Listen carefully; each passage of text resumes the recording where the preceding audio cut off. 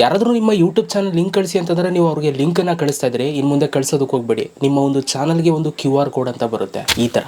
Okay, so ಇದನ್ನು ನೀವು ಫ್ರೀಯಾಗಿ ತಗೋಬೋದು. ಇದನ್ನು ತಗೊಬಿಟ್ರೆ ಏನೇನು ಬೆನಿಫಿಟ್ ಆಗುತ್ತೆ ಗೊತ್ತಾ?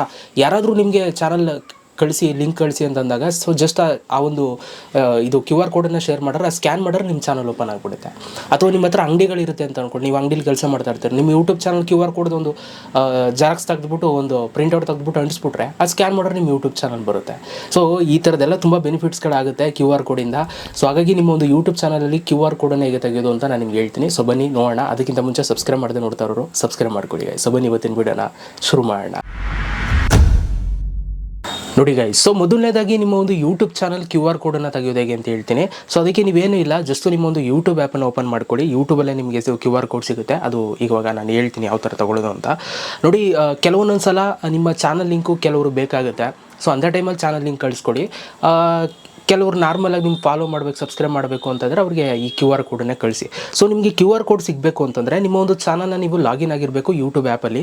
ಸೊ ನಂದು ಯೂಟ್ಯೂಬ್ ಚಾನಲ್ ಲಾಗಿನ್ ಆಗಿದೆ. ನನ್ನ ಒಂದು ಪ್ರೊಫೈಲ್ ಫೋಟೋ ಇಲ್ಲಿ ಕೆಳಗಡೆ ಯು ಅಲ್ಲಿ ತೋರಿಸ್ತಾ ಇದೆ. ಸೊ ನಿಮ್ಮದು ಕೂಡ ಲಾಗಿನ್ ಆಗಿದೆ ಅಂತ ನೋಡ್ಕೊಳ್ಳಿ. ಲಾಗಿನ್ ಆಗಿದ್ದರೆ ಇಲ್ಲಿ ಯು ಮೇಲೆ ಕ್ಲಿಕ್ ಮಾಡಿ. ಯು ಮೇಲೆ ಕ್ಲಿಕ್ನ ಮಾಡಿದಾಗ ನಿಮಗೆ ಈ ಥರ ಬರುತ್ತೆ. ನಿಮ್ಮ ಒಂದು ಚಾನಲ್ ಹೆಸರೆಲ್ಲವೂ ಕೂಡ ತೋರಿಸುತ್ತೆ.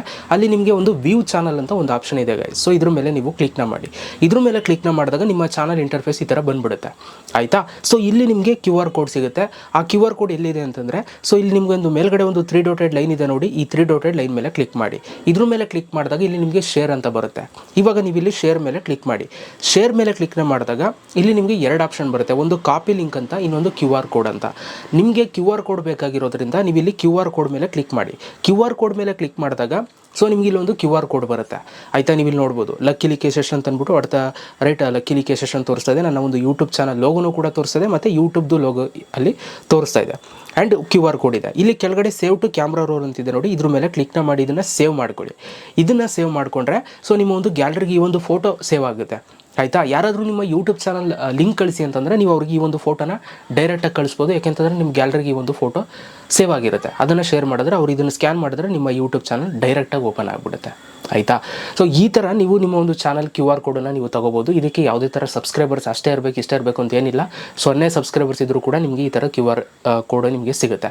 ಸೊ ಹಾಗಾಗಿ ಇದರ ಒಂದು ಬೆನಿಫಿಟ್ನ ನೀವು ತಗೊಳ್ಳಿ. ತುಂಬ ಕಡೆ ಈಸಿ ಆಗುತ್ತೆ ನಿಮ್ಮ ಚಾನಲ್ನ ಫೈಂಡ್ ಔಟ್ ಮಾಡೋದಕ್ಕೆ. ಓಕೆ, ಸೊ ಹಾಗಾಗಿ ಈ ಒಂದು ವಿಡಿಯೋ ಹೆಲ್ಪ್ ಆಗಿದೆ ಅಂತ ಅಂದ್ಕೊಡ್ತೀನಿ. So thank you so much guys video ನೋಡೋದಕ್ಕೆ. ಸಿಗೋಣ ನೆಕ್ಸ್ಟ್ ವಿಡಿಯೋದಲ್ಲಿ. ಅಲ್ಲಿ ತನಕ ಲವ್ ಯು ಆಲ್ ಗೈಸ್.